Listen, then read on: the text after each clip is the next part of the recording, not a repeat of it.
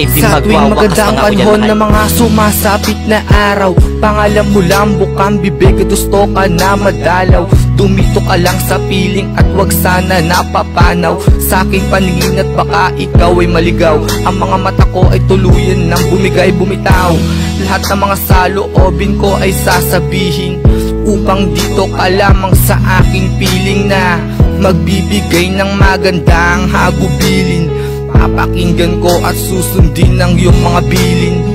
At sa wakas ay tinanggap mo mga tinatagong lihim. Sa puso ko ay nakaukit ang ulap na maitim na magbabagsak ng luha na kung tawagin, kasabay ng pagbagsak ng tubig sa mga pinong buhangin. Tumito ka Sa una, pagkikita nating dalawa, di ko masukat ang kaligayahan na aking nadama. Napatalong pa ako sa tuwa dahil nga ako ay sinagot mo. Nung minsan niligawan kita dyan sa cellphone mo palagi tuwing gabi pagkatapos ng ating klase, habang ang mga classmates natin ay nag-aarakire.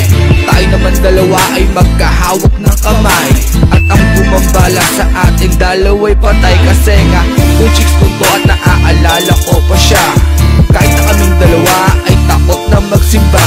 Palagi magkasama pagkatapos palagay ng klase, kahit wala akong pera, libre niya aking pamasahe. Yeah, ang babae na gusto ko noon pa, sana'y magpatuloy ang iyong pag-uugali ha. Makikilala ka ng Diyos na may kapal. Ang sagradong pag-ibigan nating dalawa ay banal, ay banal. Na isang taon ko niligawan, ngayon ko lang nalaman siya ang kayamanan. Sa pagkakataon na to ay tatapusin na lahat kung ano ang misyong gagawin, sapagkat ikaw ang babae na siyang pinangarap na makasama sa ginhawa at sa hirap. Sana lang gumanda ang ating samahan upang nang sa ganon ikaw naman ay siya mag-iisang magandang ehemplo ng ating pag-iibigan. Ikaw ang pinangarap sa walang hanggan, ikaw at ikaw dahil ikaw pag-ibig na nasa katuparan.